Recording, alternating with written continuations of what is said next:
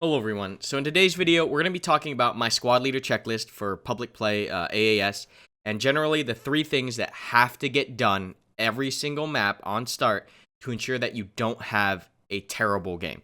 This is just a really surefire way to prevent you from having a game filled with bad mistakes and just an unenjoyable time. Of course, you're going to have good games and bad games, but this is essentially the three things that you need to do every AAS. And I see a lot of new squad leaders, skip over things or forget things or, just don't want to do it. But you need to have someone cover all these three things, whether it's one squad or two squad, you split it up. However, make sure it gets done. And if no one's doing it, take the initiative and do these things because it's really important. So we're going to get right into it. The first thing on my checklist that you need to do as a squad leader or as a team is have one squad or element capping the first flag. So in this case, on this is OP First Light AAS, the first cap for US is here.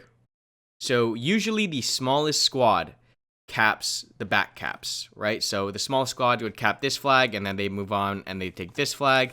However, that's not always the case. There are certain cases where you do want to have a sizable squad take a cap, especially on Kokan AAS, where the petrol station is easily rushable. Even with the rush changes, it's still easily rushable. There are certain flags that you need to make sure you're somewhat aware of a rush, because while rushing is not as effective as it was pre-V10, it still exists on certain layers where the advantage is in the other team, whether they have good roads or whatever it is to get to one of your early caps, and they can cut you off completely, cause a bad game. So number one is make sure you have your back caps under control.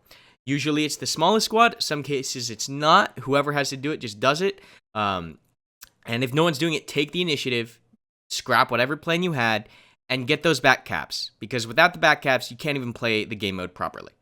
The second thing you need to do is to essentially get up a fob, a defensive fob. Not an offensive fob, but a defensive fob. So looking at this layer, the second thing that you'd want to do is get a fob somewhere either on the second cap, because this would be the defense cap, and this would be the attack flag, because it is the center cap, right? This is an odd number of flags, right? So the center cap is the contest flag.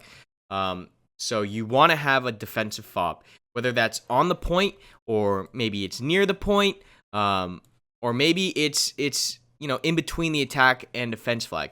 That's generally where you want your first fob to be, right? If we cut the map in half, you want it to be on your side of the map, simply because it's easier to defend, it's easier to supply, and it's just a stronghold and a safe point for your team. It's a point where you won't get steamrolled. It prevents that from happening. For example, if we had instead created our first fob somewhere north, it's much easier for the other team to destroy that first fob that you set down, and now everyone's spawning at main. So the first fob you want to have is a safer defensive fob somewhere on your half of the map.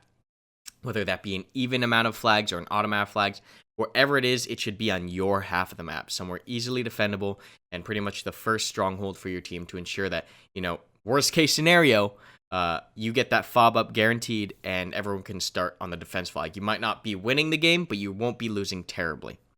So that's the second thing you need to do, is have a defensive fob on your half of the map. Usually there's a Logi team that'll do it. Sometimes the team that's back capping can do it, right? Because they're naturally on your half of the map and they're going to be a little slower. So usually a squad can handle number one and number two, which is the back caps and the defensive fob. Sometimes, another squad will handle it or whatever. But your first fob should be on your half of the map, just to ensure that you don't get steamrolled and to make sure that, you don't have a bad game.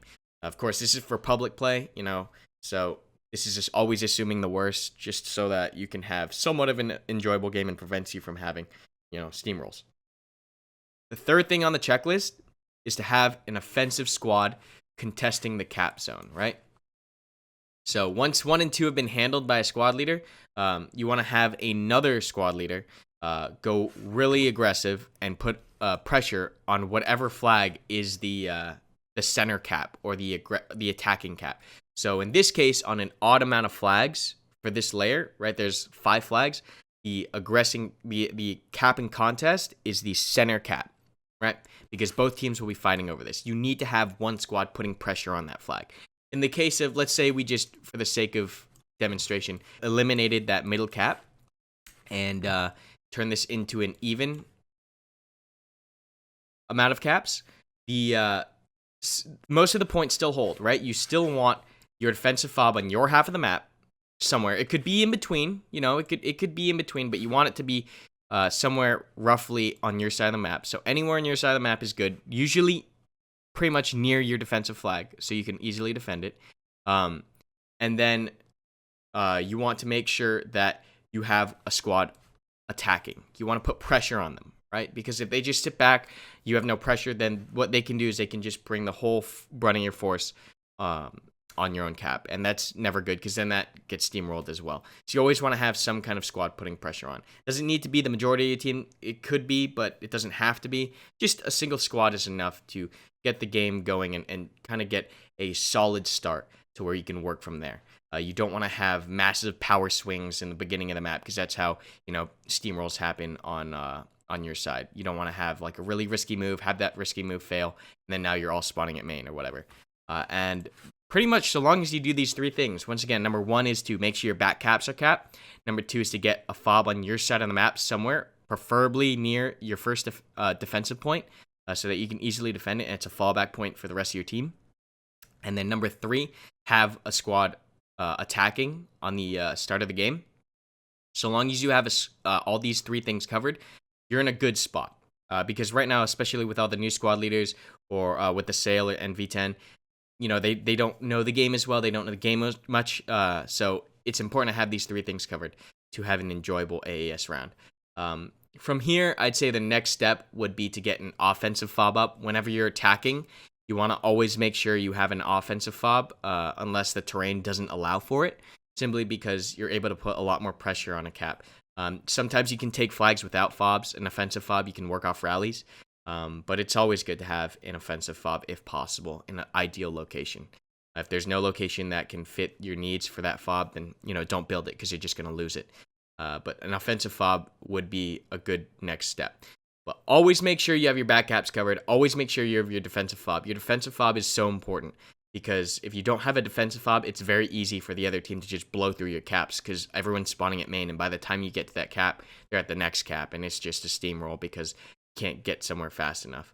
So don't build offensive fobs unless you have a defensive fob. For example, let's say if we lost our defensive fob on the south, instead of creating an offensive fob, I would just make another defensive fob first. You always want to have that kind of spawn point and that kind of solid ground to work from. But yeah, this is pretty much my simple checklist, right? So I'm just gonna go through it one more time. I know I repeat myself a lot, but it's because a lot of people, it needs to get ingrained into your brain. Number one, get your back caps. Number two, defensive fob on your half of the map, preferably near your cap, your defensive cap. And number three, put pressure on the enemy team. After that, you can think about getting an offensive fob, but only if your defensive fob, only if your defensive fob is okay. Learn this checklist if you're squad leading for AAS in public games. Once again, this is for public players and for vanilla squad, so this should help you guys out with AAS and brand new squad leading. So long as you do these things, you're in a good spot. But yeah, thanks for watching, guys. I'll see you in the next video.